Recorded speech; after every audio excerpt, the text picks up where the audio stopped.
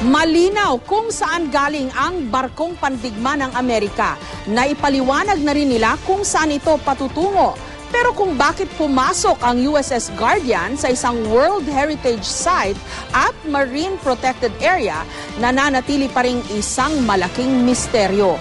Kesyo lokal man o dayuhang barko, kinakailangan munang kumuha ng permit sa tagapamahala ng Tubataha National Park. Kung hindi man, magpaalam muna sa gobyerno ng Pilipinas bago pumasok sa lugar na kung ituring food factory ng karagatan ng Sulu at isa sa kinikilalang pinakamagandang dive sites sa buong mundo.